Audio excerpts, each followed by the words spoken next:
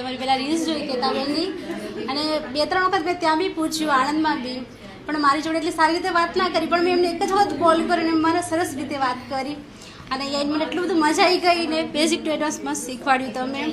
ફરી આવવાની ઈચ્છા છે જ કે ફરી આવું. Thank you. ખરેખર 2 દિવસ બહુ જ મજા આવી. આટલું સરસ મને આવડતું જ નહોતું. બહુ ફાઇન બધી કેક બનાવી છે. Thank you so much.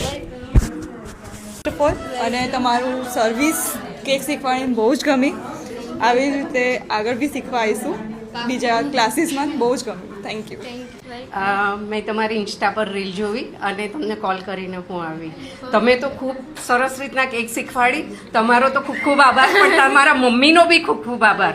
એમણે અમને ખરેખર બહુ સરસ રીતના ટ્રીટ કર્યા છે. ખરેખર થેન્ક યુ. અને બધાને કહું છું કે બધા આવે તો કંઈ નવું શીખવા મળે. બહુ ઈચ્છા હતી ને શીખી લીધી. Thank you. પહેલાં તો અહીંયા આવીને ખરેખર ખૂબ જ આનંદ થયો છે અને બેઝિકથી એડવાન્સ સુધી આ એજમાં બી તમે મને એટલું સરસ રીતે નોલેજ મળ્યું છે ને કે હવે હું કોન્ફિડન્સ આવી ગયો છે. ઇવન ડાયાબિટીસની પેશન્ટ એટલે ભૂખ બી લાગે. બ્રેકફાસ્ટ અને ટી બી હવે કર્યું એટલે થેન્ક યુ સો મચ. સૌથી પહેલાં તો થેન્ક યુ. મેં આ પહેલાં ઘણી વખત ઘરે કેક ટ્રાય કરી છે, પણ આજ સુધી ક્યારેય પ્રોપર બની નથી.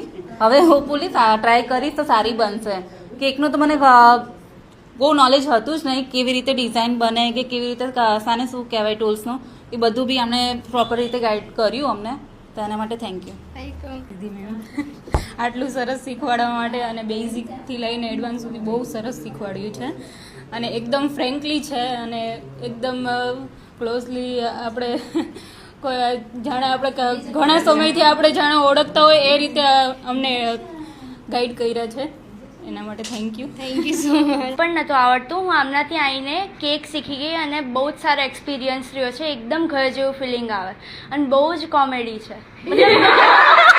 કેક શીખવા આવી તો મને બહુ જ મને કેક બનાવતા પણ નહોતું આવડતું, પણ હું સારી રીતે શીખી ગઈ છું. આ બધી કેકને ડિઝાઇન કરતા અને બધું શીખી ગઈ છું. Thank you ma'am.